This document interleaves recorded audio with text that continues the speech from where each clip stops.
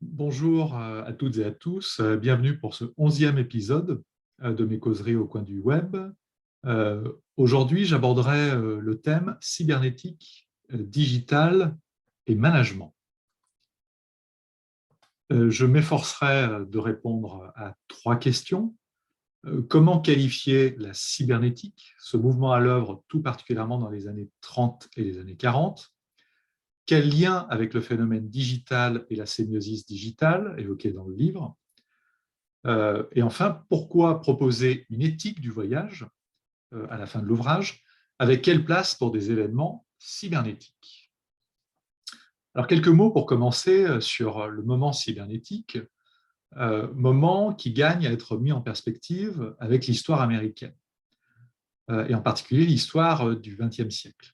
Au début du XXe siècle, en 1904, a lieu à Saint-Louis un colloque des arts et des sciences auquel vont assister beaucoup des grands universitaires, des grands intellectuels du moment, des grands intellectuels européens et américains. Et je reviens sur cet épisode de mon livre. Et pourquoi cet événement historique est très intéressant pour le livre? Parce que se joue au colloque de Saint-Louis une grande bataille scientifique entre, d'un côté, des fondationnistes, plutôt positivistes, plutôt à la recherche de représentations fondées sur des catégories universelles, permettant ensuite d'approcher le réel, et d'un autre côté, des pragmatistes, plus soucieux de problématisation en lien avec la société, plus soucieux d'expérimentation, et ayant en tête une science, des sciences et des catégories scientifiques plus évolutives, plus fluides et plus entremêlées avec la société, davantage qu'en rupture et distante et surplombante de la société. Euh, et évidemment, cette bataille, ce contexte, cette atmosphère est extrêmement structurant de ce qui va venir après, c'est-à-dire le moment cybernétique, et aussi d'un certain nombre de ces indécisions. Plus généralement, on est dans une période de crise des sciences qui n'a pas échappé notamment à Husserl, voilà, sur le fondement des sciences, sur leur rapport avec la vérité. On est dans une période extrêmement intéressante et dans des controverses extrêmement intéressantes. Autre point, le présent de cette première moitié du XXe siècle est très marqué par une crise des sciences et une technicisation de la question scientifique. De plus en plus, on entre dans le monde du laboratoire, des outils de mesure, des appareils. On rentre aussi dans des problématiques de plus en plus fortes d'application industrielle.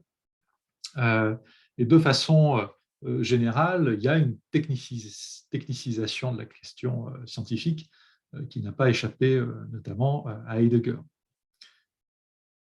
Au milieu de tout ça, la cybernétique est d'abord un ensemble de postures et de réseaux diffus dans les années 30. Voilà, ce mouvement que je vais m'efforcer de préciser, qui ne se nomme pas encore, qui ne fait pas encore véritablement communauté, est présent dès les années 30 et est présent de façon indissociable de ces éléments de contexte que je viens d'évoquer. Alors que dire plus spécifiquement sur le moment cybernétique? Lors de la Seconde Guerre mondiale, les scientifiques de tous les domaines sont associés à l'effort de guerre, et en particulier la mobilisation industrielle. C'est particulièrement vrai aux États-Unis.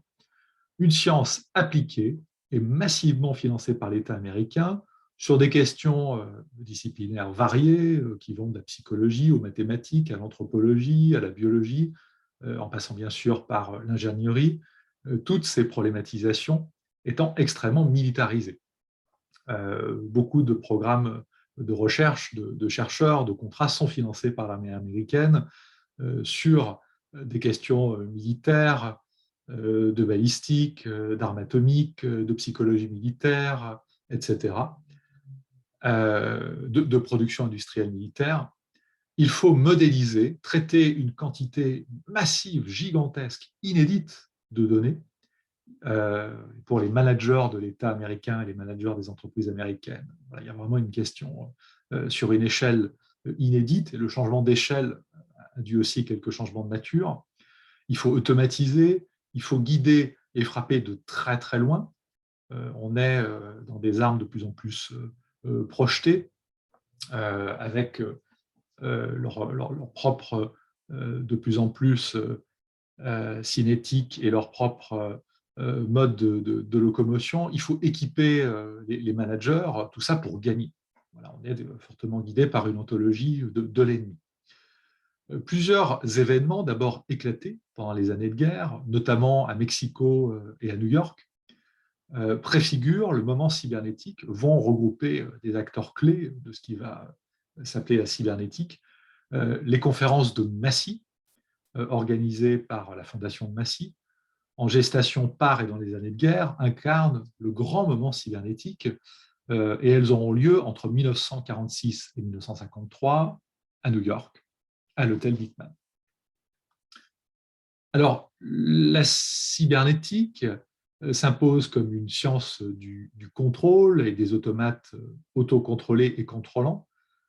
Ça, c'est une idée extrêmement forte au sein du mouvement cybernétique, en particulier de ce moment fondateur des conférences de Massy, auquel j'ai eu l'occasion de m'intéresser il y a déjà une dizaine d'années avec ma collègue Nathalie Mitef, et dont j'ai pu mesurer dans un certain nombre de réflexions et de publications l'importance effectivement comme moment fondateur pour la cybernétique, notamment à travers trois blocs conceptuels que je n'aurai pas le temps d'évoquer aujourd'hui. La notion de rétroaction, de feedback extrêmement importante.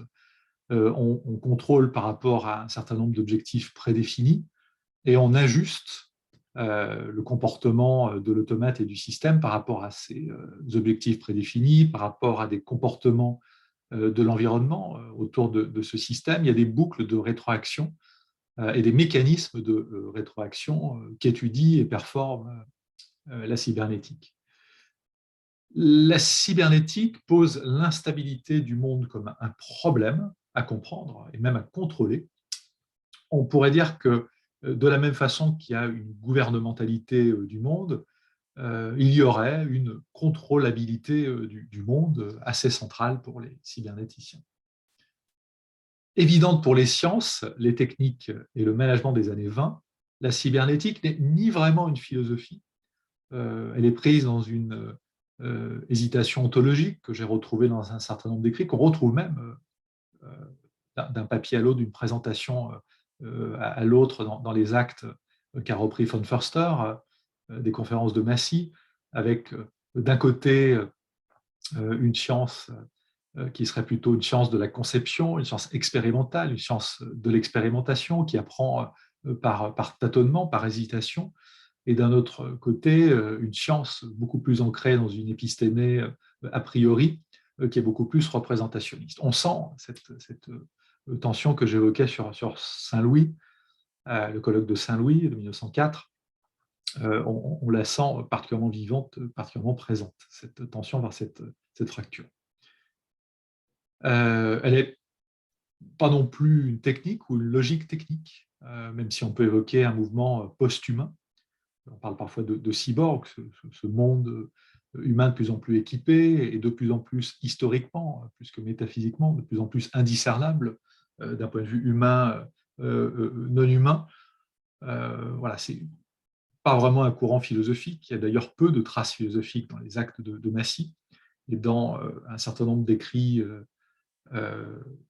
des pères fondateurs de la cybernétique, même s'il y a des exceptions. Je pense à Wiener et son usage de Bergson dans le premier chapitre de son livre de 48.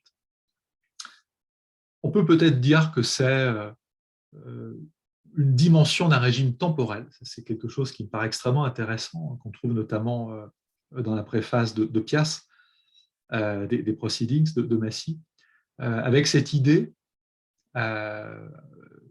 très intéressante en ce qu'elle technicise, en ce qu'elle performe, d'une simultanéité entre passé, présent et futur cybernétique, Il y a une ontologie du passé, une ontologie du présent, une ontologie du futur, avec une certaine linéarisation, et l'idée qu'il y a des boucles de rétroaction entre ces ontologies temporelles. Ça, c'est quelque chose, je pense, de très structurant, d'une technique très structurante de notre monde, et très structurant d'une sorte de changement cosmologique.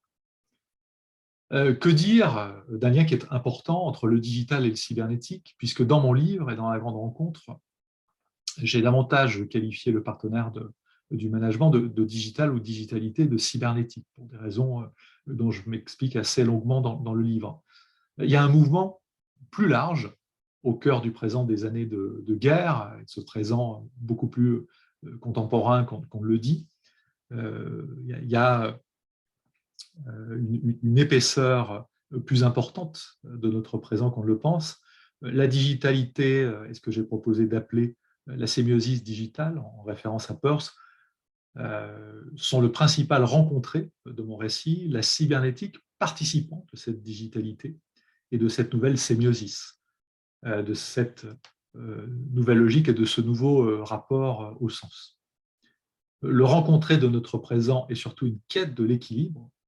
Je reviens dans le livre sur les travaux passionnants d'un historien qui s'appelle Kay, K-A-Y-E, sur cette notion d'équilibre, d'équilibrium, très ancienne, puisqu'elle remonte au Moyen-Âge,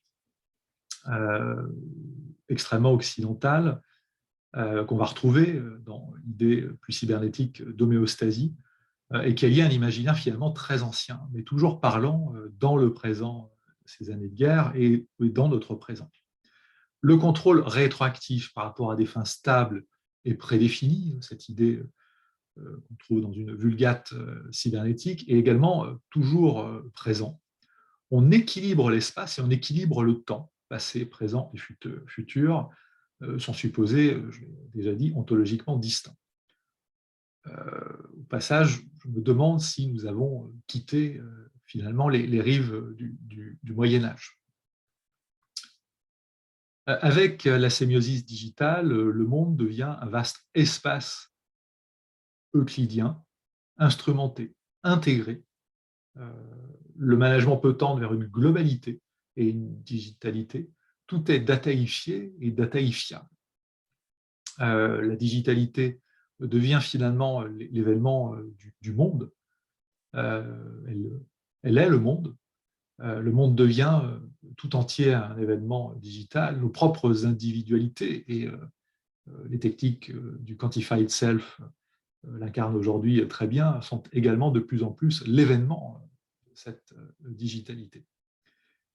Les rêves des participants de Massy tournent finalement au cauchemar. J'ai eu l'occasion, dans un certain nombre d'écrits, de revenir sur les conférences de Massy avant le livre Apocalypse managérial, de revenir notamment sur les participants à ces conférences, tous des traumatisés de cette Seconde Guerre mondiale. Certains étaient allés dans des camps, d'autres avaient été sur le champ de bataille, avaient été blessés, avaient perdu des proches. Tous ont souffert d'une façon ou d'une autre dans leur chair de cette horrible Seconde Guerre mondiale. Et tous étaient guidés par un rêve qu'on pourrait voir comme une délégation morale, c'est que ces automates cybernétiques, ce qui va devenir très vite le cerveau électronique, avec cet ordinateur moderne de von Neumann, présenté d'ailleurs dans le cadre des conférences de Massy, une présentation de von Neumann sur le sujet, il y avait cette idée que ce cerveau électronique allait être une délégation morale dans laquelle il n'y aurait plus les passions, les folies, toutes ces choses horribles qui partent du ventre et qui auraient créé le grand chaos, la grande tourmente de la Seconde Guerre mondiale. Il faut aller vers des décisions plus rationnelles. Et ces automates cybernétiques étaient porteurs de ce rêve. Si on peut voir le mouvement cybernétique comme une réalité de régime temporel, on peut aussi le voir comme une réalité d'utopie intéressante, extrêmement performative, davantage que comme un courant philosophique cohérent ou une logique technique cohérente. Et malheureusement, ce rêve, cette utopie qui motivait tous ces hommes, paradoxalement souvent financés par des fonds militaires pour aller vers cette utopie pacifiste, on est arrivé au fil du temps à un étrange paradoxe, toujours dans notre présent. L'enfer est pavé de bonnes intentions, puisque voilà, ces outils ont construit une surveillance qui est devenue une autosurveillance. Ces outils font souffrir, créent une désincarnation, un désembodiment, ce qui n'était pas l'idée d'origine. Et puis on peut parler d'une double apocalypse technique, également au cœur des mondes digitaux et post-digitaux, que j'évoque dans le livre, avec d'abord des automates cybernétiques qui ont permis de penser des missiles, des armes, notamment atomiques, pour les envoyer frapper de plus en plus loin, qui ont donné des outils de calcul aussi pour les développer, première apocalypse, qui elle-même générait une certaine vague digitale extrêmement massive pour calculer tout ça, pour planifier tout ça. Puis une deuxième apocalypse qui a généré un monde post-digital et une autre digitalité.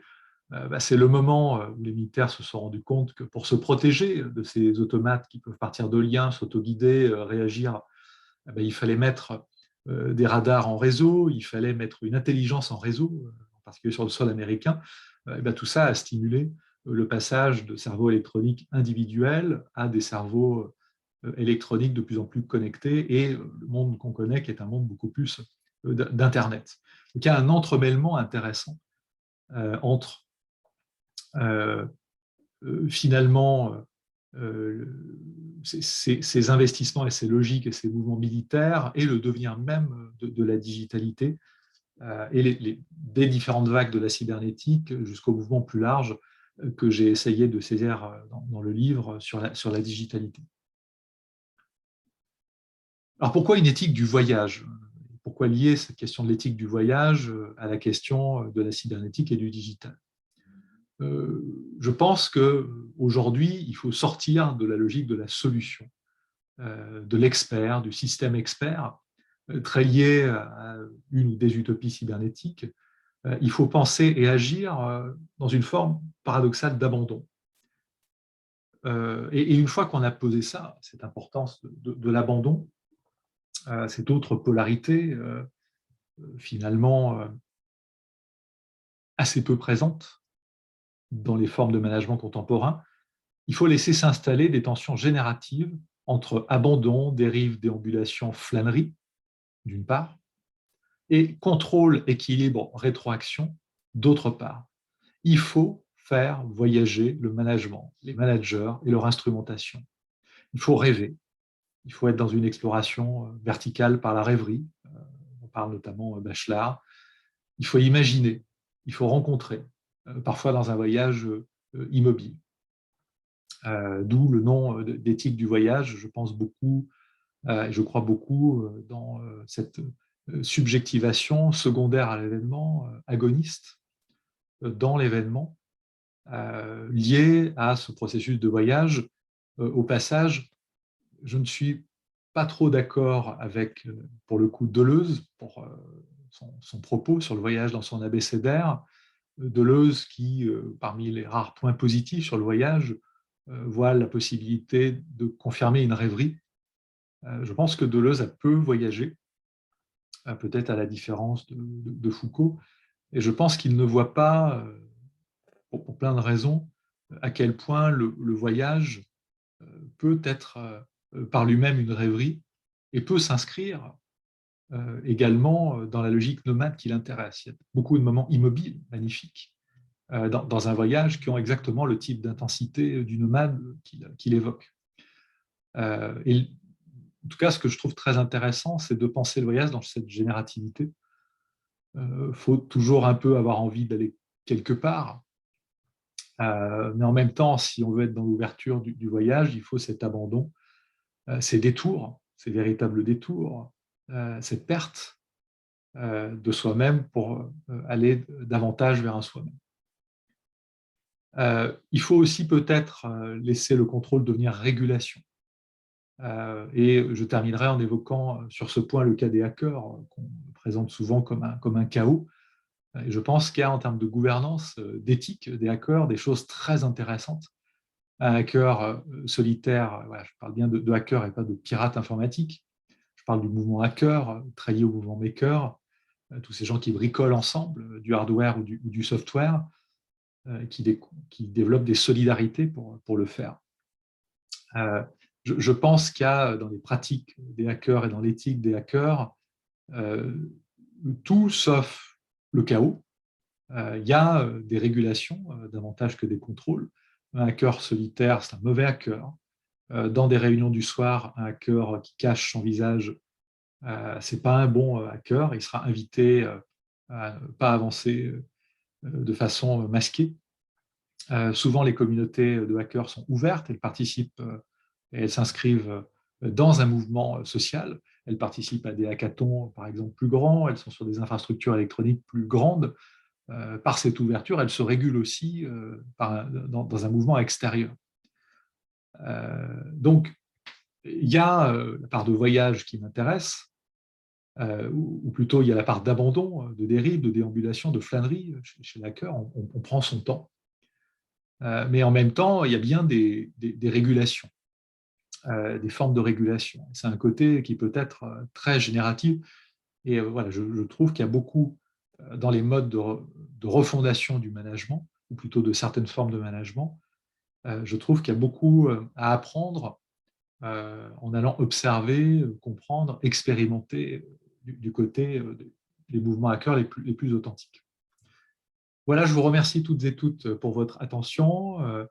En conclusion, je vous invite à aller lire 2 livres qui, il y a une dizaine d'années, ont été très structurants de mon propre voyage vers la cybernétique et la digitalité. Tout d'abord, le livre de CatherineEls, How We Became Posthuman, avec au début du livre une exploration très intéressante des conférences de Massy et de ce qu'elles ont installé dans notre présent. Puis ensuite, une exploration par la fiction des cyborgs et de la cybernétique, extrêmement pointue, extrêmement intéressante, en revanche plutôt inscrit dans une posture historique, une posture métaphysique. Et un autre livre d'un chercheur qui a construit une recherche sur Massy à peu près au même moment, qui est Jean-Pierre Dupuis, donc un chercheur français du CREA. Et là, je vous ai reproduit la version en anglais de son livre, On the Origins of Cognitive Science, The Mechanization of the Mind, avec également une exploration très intéressante des conférences de Massy, qui sont un point d'exploration, d'observation de la cybernétique et de la digitalité très, très intéressant. Et puis une articulation avec les sciences cognitives. Donc, ce n'est pas tout à fait le même angle que Catherine Els, que je trouve intéressant, notamment pour les personnes qui veulent relier ce type de réflexion avec la question de l'intelligence artificielle. N'hésitez pas, si vous avez des questions ou des commentaires, à me les envoyer à l'adresse devojani@dauphine.fr. Je vous remercie et je vous dis à très bientôt.